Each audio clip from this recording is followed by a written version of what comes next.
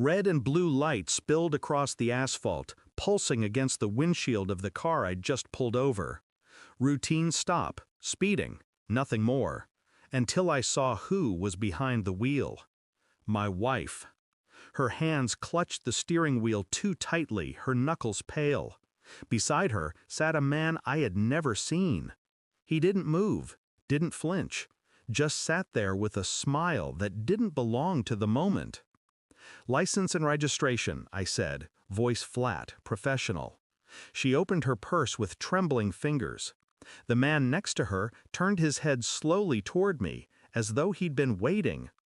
Then my partner approached. One look inside, and everything changed. He reached for his weapon, pulled it free, and aimed straight at the passenger's chest. "Back off," he barked. The stranger laughed. Cold, controlled.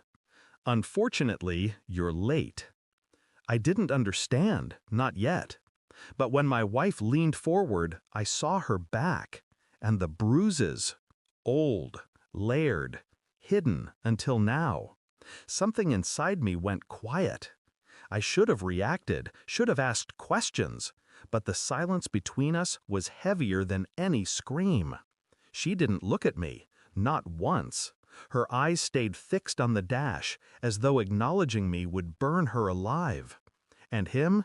He just sat there, smug, like the entire night was his design. Later, when the car was impounded, when my partner and I stood in the dark parking lot with unanswered questions, I replayed every detail. The way she flinched when his hand brushed hers. The way her lips parted but no sound came. She hadn't been caught speeding. She had been running. And I was too blind to see it until that moment. The betrayal wasn't simple infidelity. It was darker, twisted. She had let him inside her life, and he had left his mark where I was supposed to protect her. I didn't confront her, not immediately. I went home, sat in the silence of our bedroom, touched the side of the bed she no longer occupied. Then I started pulling at the threads. Phone records, her credit card statements, patterns that revealed nights away, unexplained charges, a second phone. Every breadcrumb led back to him, a man with no real name, no stable address, but a history buried in sealed files. Violence, extortion, recruitment. She hadn't fallen in love. She had fallen into a trap. But the part that gutted me wasn't her weakness. It was the choice she made when she realized what he was. She didn't run to me. She didn't trust me. She let him own her, and in her silence, she betrayed me more deeply than her body ever could. The file landed on my desk 2 weeks later. Everything was there. Photos, depositions, evidence that he was no stranger to manipulation. He made women into shields, into weapons, into shadows of themselves. And my wife was now one of them. I didn't ask her if it was true. I didn't give her the chance to lie.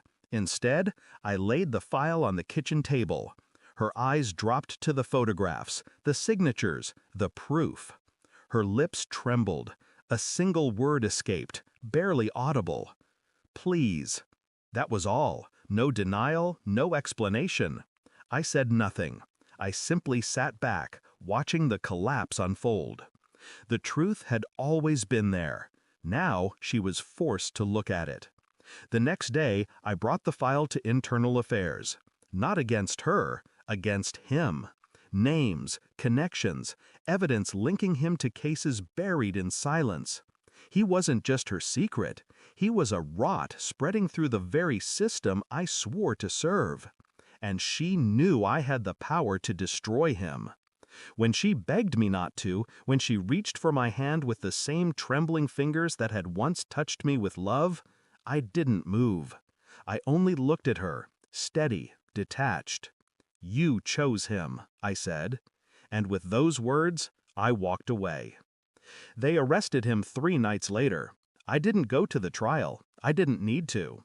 His smirk would be gone by then, replaced by the hollow eyes of a man who finally ran out of masks. As for her, She left the house before dawn one morning, took nothing but a suitcase. No note, no apology. The bed is cold now, the silence louder. But it's a silence I can live with, because I've learned something about betrayal. It doesn't scream, it doesn't fight. It sits quietly beside you until one day you finally see the bruises. And once you see them, you can never unsee them again. Thanks for watching. Don't forget to like, share, and comment. Subscribe now to Cheating Stories Insight World for more amazing stories.